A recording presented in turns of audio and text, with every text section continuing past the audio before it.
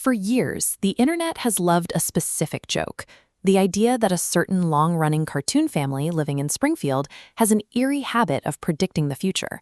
People made compilation videos pointing out how the writers somehow knew, decades in advance, that Donald Trump would launch a presidential campaign.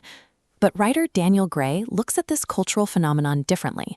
According to his work, the show isn't actually prophetic. Instead, American reality simply adopted the logic of absurdist satire. We are no longer waiting for animated jokes to come true. We have lapped them. The real world is now structurally more absurd than the cartoons designed to mock it, which means trying to analyze our society with traditional, serious frameworks simply doesn't work. Yet, if you look at how modern academic institutions respond to this chaotic reality, they do the exact opposite. They double down on a performance of absolute seriousness. They operate under a specific metaphor.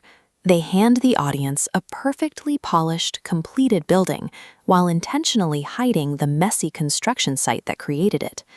To see why this is a problem, we can borrow a concept from quantum physics called the measurement problem.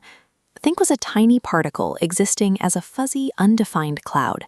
The exact moment a separate observer touches it, that cloud snaps into a single hard-edged dot. The physics rule here is inescapable. An observer cannot interact with a system without altering its future course. The act of looking changes the thing being looked at. This makes the traditional intellectual's performance a deceptive one. By presenting their work as a series of detached, objective conclusions, they are hiding the ways their own presence and biases shaped the outcome. If even subatomic particles react to being watched, pretending a human mind can observe a complex society without influencing it is a deliberate fabrication. To find a way out of this trap, we can look back at the media landscape of the 20th century. For decades, the golden rule of journalism was strict objectivity. The reporter was supposed to be an invisible camera, never influencing the story. Then Hunter S. Thompson arrived and completely rejected that standard. He called his new method Gonzo journalism. Thompson realized that his own subjective mess, his biases, his paranoia, the drugs he took, were directly shaping what he saw. To report the actual truth of an event, he had to put himself squarely on the page. Thompson dismantled the industry's facade of invisibility. By forcing the audience to see exactly who was holding the camera, he replaced the industry's performative neutrality with a more honest, visible subjectivity. Daniel Gray takes this exact concept and applies it to the internal act of thinking itself. He calls it Gonzo Intellectualism. In this framework, the thinker remains completely visible within the work. There is no hiding behind a wall of polished citations.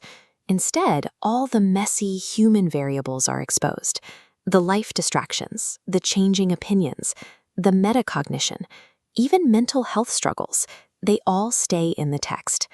Under a traditional academic lens, changing your mind or wandering down a tangent is considered a failure. In a Gonzo framework, that assumption shatters.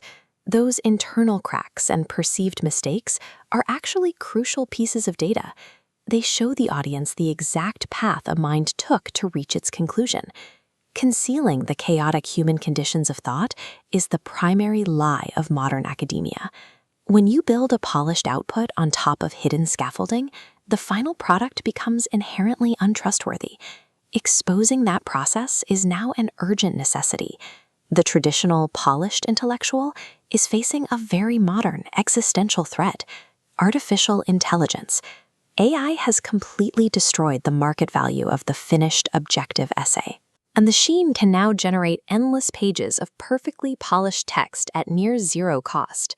This targets a specific, long-standing human flaw. Society has historically demanded quick results to solve problems, actively skipping the difficult, time-consuming work of actual understanding. When you drop a machine capable of instantaneous output into a culture that already skips the hard work, the result is not mass enlightenment. It is highly efficient, mass-produced stupidity. We are left with a stark contrast: the completely sterile, instant generation of a machine versus the raw, stumbling process of a human mind wrestling with a complex problem. Because AI can fake the finished building with flawless precision, the final structure has lost its worth.